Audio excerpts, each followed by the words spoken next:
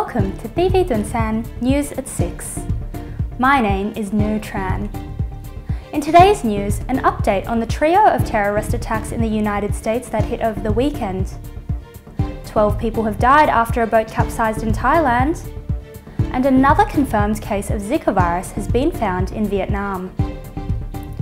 To today's top story, a trio of attacks has shaken the US as 2 bombs detonated in New York and New Jersey, as well as a stabbing in Minnesota this weekend. These attacks precede a gathering of world leaders today, including Australian Prime Minister Malcolm Turnbull, for the United Nations General Assembly held in New York. The Manhattan bombing on Saturday resulted in 29 people being injured, who have all since been released from hospital. A pressure cooker bomb packed with shrapnel exploded in the Chelsea district of Manhattan, while a second bomb was found and successfully defused only a couple of blocks away. 5 people have been taken into custody on Sunday night in connection with the bomb blast in New York City. The stabbing attack at a Minnesota shopping mall left 9 wounded, 3 of whom are still hospitalized. The Minnesota assailant was fatally shot by an off-duty police officer after the stabbing spree and has since been linked to the Islamic State militant group. The attacker's father identified him as 22-year-old Somali-born Dahir Adan, a student at St. Cloud State University. Officials have described the attacks as acts of terrorism and are investigating as to whether or not the 3 events are linked. In other world news, at least 12 people have died and dozens are missing in Thailand after a boat carrying 150 Thai Muslims capsized in the ancient tourist city of Ayutthaya. The accident took place on the Chao Phraya River, a UNESCO World Heritage Site located some 80 kilometres north of the Thai capital Bangkok. At least 37 were injured and many are still missing. Rescuers are continuing to search for survivors. In Hollywood news, the 68th Primetime Emmy Awards have landed, with the Hollywood Television Night of Nights being hosted by TV personality Jimmy Kimmel. Game of Thrones saw the most nominations this year and is now the most awarded scripted television show in Emmys history, with 38 awards in total, including Best Drama Series. Other winners of the night are Veep for Outstanding Comedy Series for the 2nd year in a row. HBO's Sherlock the Abominable Bride received Outstanding TV Movie. And last week tonight with John Oliver taking out an Emmy for Best Variety Talk Series. American actress Charmian Carr, best known for her role as rebellious daughter Liesl Von Trapp in the Academy Award-winning The Sound of Music, has died at the age of 73. Carr's death from complications related to dementia was announced in a statement online. She was most notably remembered for her famous performance of 16 going on 17 in the 1965 film starring Julia Andrews.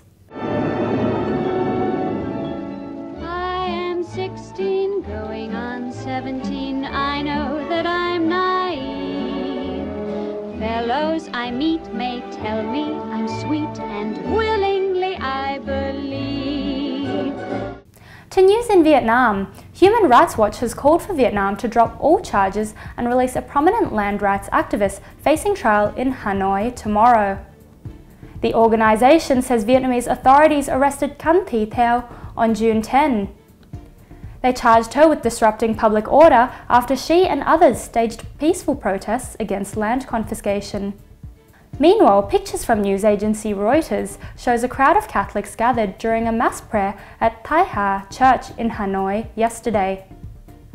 The crowds held signs to call for her justice and freedom in the upcoming trial.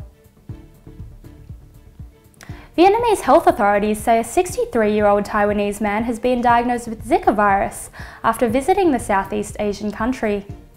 The Vietnamese General Department of Preventative Medicine has confirmed it's the 5th case of the mosquito-transmitted infection that the country has recorded. The man developed symptoms on September 6 after attending his son's wedding ceremony in the southern province of Gia Vinh at the end of August. He was admitted to a hospital in Taiwan on September 8 and tested positive for the virus. To news in Australia, the Port of Melbourne has been sold to the Lonsdale Consortium in a 50-year lease for $9.7 billion. In an announcement made by the Victorian Government this morning, Premier Daniel Andrews said the result represented a massive vote of confidence in the state economy. The consortium is led by the QIC, which includes the Future Fund and global infrastructure partners. Legislation to lease the largest port in Australia passed the state parliament in March. The government had initially expected it to fetch $6 billion.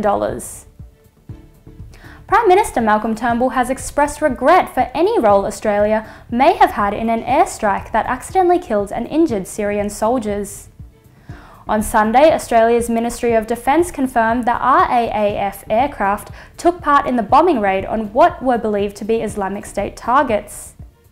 Prime Minister Malcolm Turnbull said Australia pulled out of the coalition exercise when Russian officials advised the targets may have been Syrian military personnel. At least 80 Syrian soldiers were reportedly killed. The incident came less than a week into a Syrian ceasefire, brokered by the United States and Russia, aimed at stopping the 5-year civil war. That's all from TiVi Tuần-san, News at 6. Thank you for watching. I'm Nu Tran. I look forward to your company at the same time tomorrow evening.